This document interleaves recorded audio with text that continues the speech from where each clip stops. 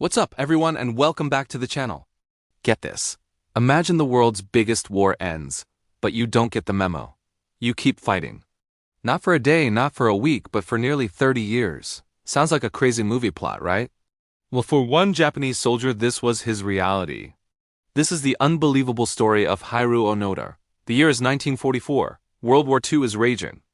Hiroo Onoda, a young intelligence officer in the Imperial Japanese Army, is sent to the remote island of Lubang in the Philippines.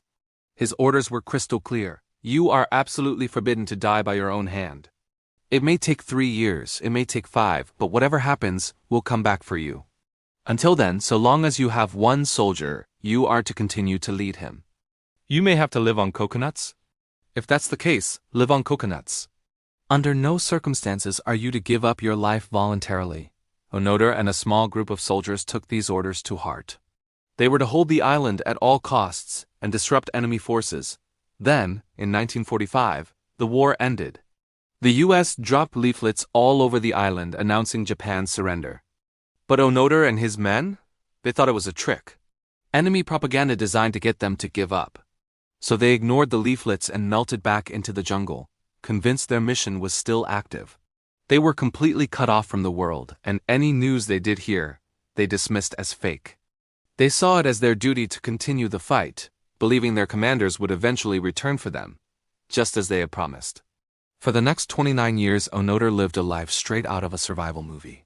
He and his remaining comrades survived in the dense, unforgiving jungle. They lived off the land, foraging for fruits, hunting animals, and even stealing livestock from local villagers to survive.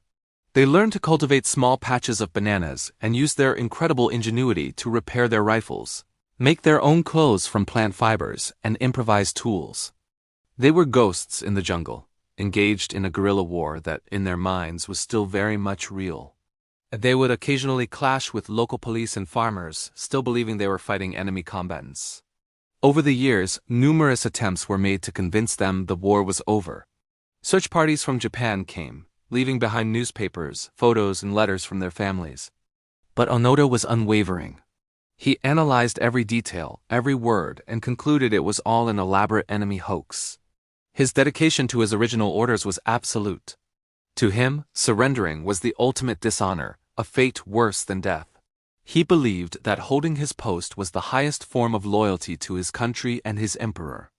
It was a powerful mindset, but one that trapped him in a time warp, fighting a war that had long since passed into the history books. By the early 1970s, Onoda was the last one left. His comrades had either surrendered or been killed in skirmishes over the decades. He was completely alone. His story finally reached a turning point in 1974, when a young Japanese student and adventurer named Norio Suzuki traveled to Lubang specifically to find him. Suzuki managed to track down Onoda and incredibly, they became friends. But even then, Onoda refused to surrender. He told Suzuki he would only lay down his arms if he received a formal order from his commanding officer. So the Japanese government tracked down his former commander, Major Yoshimi Taniguchi, who's now an elderly bookseller. They flew him to Lubang, and in March 1974, Taniguchi, in his old uniform, stood before Onoda in the jungle and officially rescinded his original orders from 1944. Finally, after 29 years, Hiroo Onoda's war was over.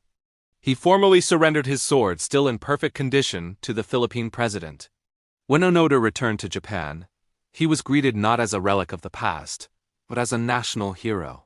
He was a symbol of incredible endurance, loyalty, and a devotion to duty that seemed lost in modern Japan.